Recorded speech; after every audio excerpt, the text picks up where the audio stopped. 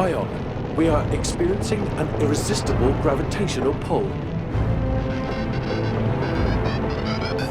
This is not a simulation. I repeat, not a simulation. Dropping fuel reserves as per protocol.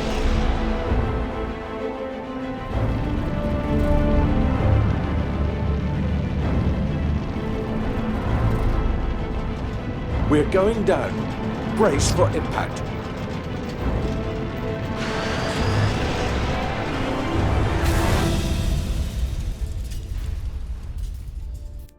Survival crafting games are a dime a dozen these days, and to find one that captured my attention for as long as Phoning Home did is surely a diamond in the rough. I am Drew O'Brien with CFN, and today I'm talking about Phoning Home. Phoning Home follows Ion, a cute, Wall-E-looking robot who has crashed on an unknown planet. Damaged and sad, his ship AI guides him to help repair them both and leave the planet, while collecting the strange resources and learning about this extraordinary place. The story in the game is much better than I expect from a survival game, and the world building is what makes it. That is a major setback. Our chance of safely returning home is down to 2.22%. Throughout my exploration, the ship AI is telling me all about this world and how it is like nothing they've ever seen.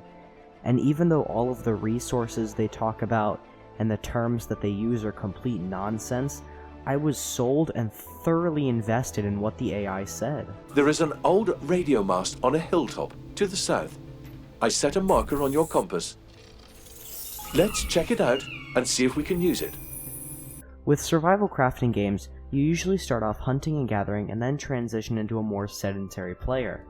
For example, in Ark, you'll start off getting as many resources as you can, and then build up a base and collect dinosaurs to try and become one of the best players in the server.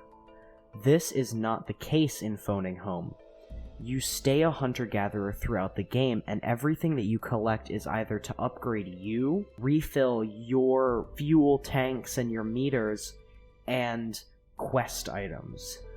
The repair tools are used to temporarily satiate one of your 3 meters, energy, battery, and hull integrity.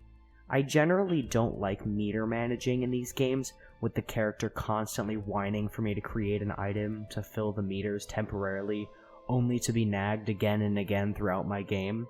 It feels like sort of a break from the tension that this game created, and this game has passable resource management, but I wish the energy and battery were combined into one resource, so you only had to work with 2 meters.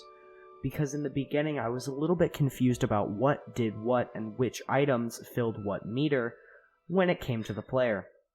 The quest items are used to mainly repair structures and progress the player further through this planet. Few games, especially in the indie scene, can pull off a realistic graphical style, and this game pulls it off better than most, but I still think the game would be better suited to another style. This doesn't mean it is bad, but the sci-fi themes of the games might have worked better with a changed art style. However, the current art is very well done with amazing graphics, and all of the character and environment designs are extremely memorable. I especially like the fauna that was used throughout. While sparing in the beginning, it very well represents the wonder that I felt throughout the game, and even some of the more exotic trees did this. A lot of the game's environment design was similar to that of things you would see on Earth, with sections of extraterrestrial and alien-looking things. This did a good job of easing the player into the world, instead of dropping them immediately with this insane-looking world, and gave the player time to adjust into the world before changing it further. Few survival crafting games use sound design as well as this game did, with amazingly well done music that shows up in crucial moments to emphasize the emotions that I was feeling at the time. This music was not the best composed music I've ever heard in a video game, but it was some of the best used music I've ever seen in a video game. And then the sound effects used from there, especially things like the environmental sounds and animal sounds, did a good job of maintaining a sort of tension throughout the experience, as you're, in the beginning, very scared and alone, and hearing these squawkings of other animals, and you aren't sure what's going on, and you're very scared. The game progresses quite nicely and gives you a lot of things to do.